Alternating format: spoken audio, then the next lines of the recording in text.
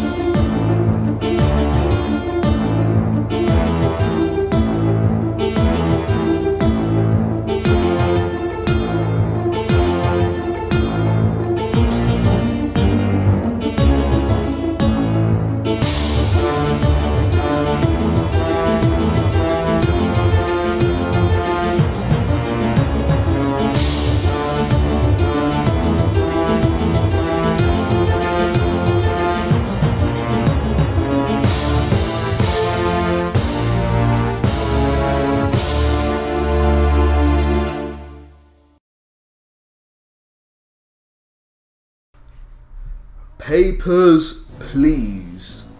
What a fantastic game this is. This is a game which came out on Steam, I believe, this year.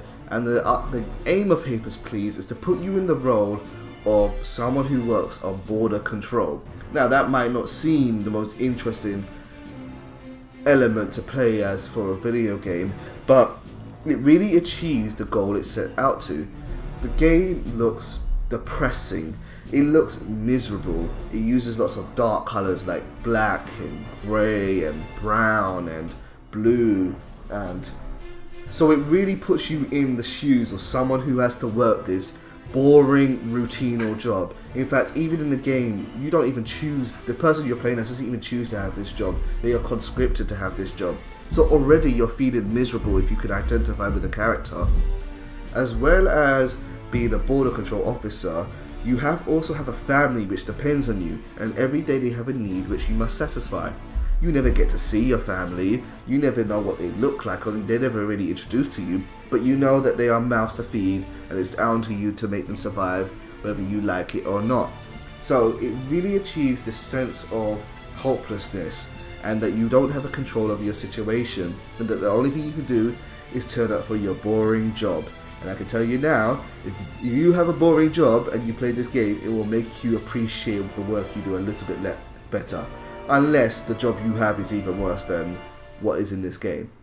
So how do you play this game? In this game, citizens will be trying to come, or not citizens, sorry, that's the wrong word. People will be trying to cross into the border of Astorska, and they will be presenting you with papers. Now you have certain rules of the things which you have to look for, and you are allowed to either authorize a person or deauthorize them to enter the country. Depending on your decision, if you make the wrong choice, you are penalized and you will lose some of your paycheck for that day. If you will make the right choices consecutively, you make more money for that day. So there's a bit of a challenge for you to make sure you're reading, but also you're up against a time limit. So if you take too long, you won't make much money for the day. And it changes every single day to add new rules, new elements, and new things you look out for. And it has tons of surprises. You have to do with things such as terrorist attacks, drug smuggling, weapons handling, and it's, without spoiling anything, it's just a really interesting game. It's very, very cheap. I don't like to talk about value proposition, but it is very cheap for the money. So if you're even the slightest bit curious about this game, pick it up. You won't feel bad if you don't like it because it's so affordable. And it's a very small indie game, and I absolutely loved it. I was absolutely hooked from beginning to end until I got my final ending, and I won't say what I got there. It's a fantastic game. It's out on Steam. Go and try it now. Okay, thanks. Bye.